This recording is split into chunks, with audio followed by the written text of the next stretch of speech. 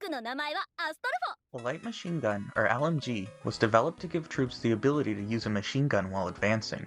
This tactic is called walking fire. In FPS games, especially one that is so exploration-based like New Vegas, this type of fire is essential. So let's try out New Vegas' LMG and answer the question, can you beat F&V with only the light machine gun? I did pretty normal special stats, but made sure to put strength up to 8 for the LMG's weapon requirement. I went with 6 perception, 7 endurance, 1 charisma, 7 agility, and 6 luck. I chose guns, repair, and sneak for tag skills, and Logan's loophole and skilled for traits. Now, to start the challenge, we need to actually get a light machine gun. So where can we? Well, we can't buy any until we're level 15, and we can't kill any super mutants to take one, so we'll have to find one in the overworld. And where might one be? Well, it turns out the only one in the overworld is in Quarry Junction, chilling in a Deathclaw's nest. How are we going to get through there, though? Well, I decided our only option was to stealth boy through the place. There's a stealth boy in the safe in the Goodspring School, which we can pick thanks to Sunny Smiles giving us a locksmith's reader. If you're lucky, one can spawn in Victor's shack, but we were not lucky. So I decided to head to Sloan to see if we can get through with only one. I tried taking a direct route through the quarry, but it turns out Deathclaws can see through your stealth boy if you walk right in front of them. We're going to have to take an indirect path and try to be as far away from the Deathclaws as possible, so I figured I'd need more stealth boys for that. I took the Black Mountain shortcut and then went south to Novak. I managed to only get hit by one arrow from a Viper on the way there.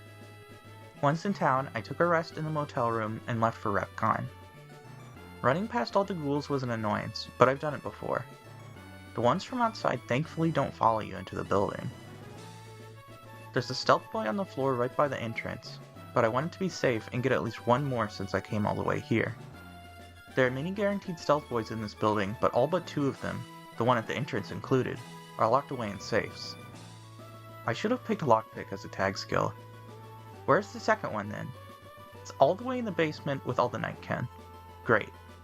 I went up to talk to Jason Bright to get the key and went down to the basement. Feral ghouls followed me down there and acted as a small distraction to the Nightken. The stealth boy's on the table in the room labeled food. I ran out of the building and past all the ghouls again and made it back to Novak.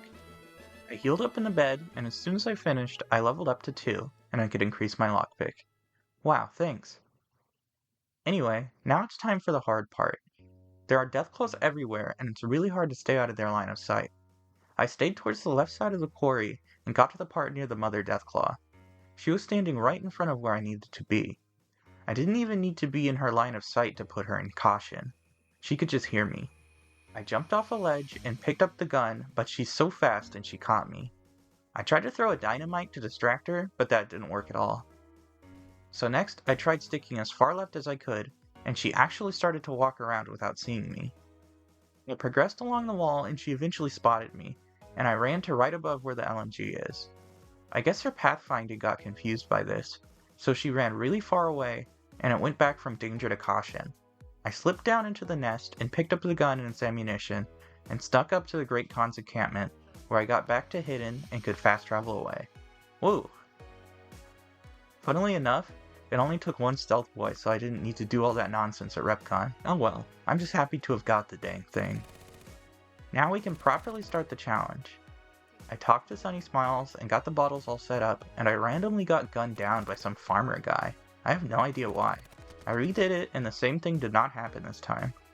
The light machine gun is really bad at precision. It basically fills the role of a submachine gun in this game. The sights seem a little off too, but it could just be the spread. I'm using the WAP mod that replaces the LMG with a new model. On the original, the iron sights were actually backwards. I do like the original's blue color, however. It's based on a mishmash of the M60 and M246. However, it isn't belt-fed like those 2 weapons, instead being magazine-fed. Probably because it would be too hard to animate belt-fed and not have it look terrible. There are some modern mods utilizing KNVSE that have really great animations for belt-fed machine guns. Anyway, I killed Joe Cobb and wiped the floor with powder gangers. You're not supposed to have the light machine gun at this point, and it shows. The main drawback is that so much ammo gets wasted from the high spread. We have to go back and buy more pretty often. Fun fact, the M60 was nicknamed the Pig because of all the ammo it chewed through. Fast traveled over to Novak and got Manny to give us directions to Boulder City with the confirmed Bachelor perk. When we get there, I freed the hostages and killed all the cons. I got 2 levels after killing Jessup.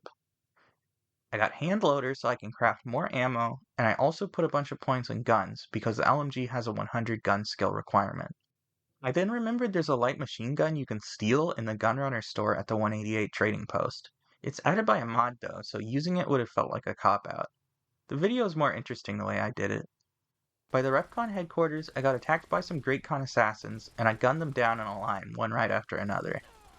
In Fiend territory, I leveled my guns up to 100, so the handling on the light machine gun should be a little better now. I got to Camp McCarran and talked to Daughtry to get the 3-card bounty quest. There were also some fiends all nice and lined up for me. I took out all the marks and got the alien quests. I worked on them until we got to the one where we need to destroy the mothership, so I headed to Prim.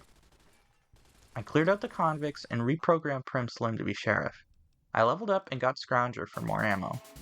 In the UFO, I went full Rambo in the close quarters. The alien super soldier's DT resisted normal rounds, so I had to use special match rounds I crafted against them. After that, I killed the ponies and blew up their factory. I had to use Psycho at the club to clear out all the enemies. Now that all that's done, I put on an NCR uniform and took the monorail to the strip. I impressed Swank by kicking his telephone, and he let me take my gun to kill Benny. This got me to level 14 and I got the jury-rigging perk so I don't have to pay old lady Gibson for repairs. I'm siding with Mr. House this time, so now he's sending us to the fort. But first I stop by the gun runners and pick up the extended mags for the LMG. The max capacity is 200 now, and I don't even have enough of a single ammo type to fill it up. It would be cool if you could mix and match ammo types into a single magazine. That would probably be pretty complicated though. Nightkin followed me into Cottonwood Cove, and nobody helped me kill it. I updated the Securitrons and killed the Boomers' leadership because I don't want to do their quests. I also became vilified with the Omertas, so I could skip their quest too. Next is the Brotherhood. I smashed the Rangers' radio and blew up their bunker with the aid of a stealth boy. After that, I saved the President and convinced Quartermaster Barton to sell me ammo. Thanks to his abundance, I can carry out my side mission of getting revenge on the Deathclaws from the beginning of the challenge. The strategy is to engage them at range so they either don't discover you or have to take a long time to run up. The light machine gun really doesn't do that much damage, and with all the spread, I burned through over 1,000 rounds. But I didn't die once fighting them. Now all that's left is to plant the override chip at El Dorado, which I achieved with another stealth boy. I guess getting those extra 2 at REPCON wasn't a waste. Now onto the dam. The Centurions actually resist the normal 5.56 rounds, so I tried using match rounds in AP, but sometimes just stuck with the standard stuff in case I needed better rounds for Lanius. Before going into the dam, I leveled up and got my speech to 75, which is enough to convince the heavy troopers to leave. When I get to Lanius, I beat him on my first try while he was running away with my match rounds. He only spawned in 2 Praetorians for some reason, which is convenient. When Oliver shows up, I don't have the speech to convince him to stand down, so I have to fight him. It's pretty unfair how when he shows up it makes you put your weapon away, so the Rangers have the jump on you when you fight them. After finishing them off, I talked to House and beat Fallout New Vegas with only a light machine gun. Would I recommend this challenge? No, the beginning was a pain. Once I actually had the gun, it was pretty fun though. Despite its high ammo consumption and spread, it was fun to spray things down. If you enjoyed this video, check out my other New Vegas challenge runs.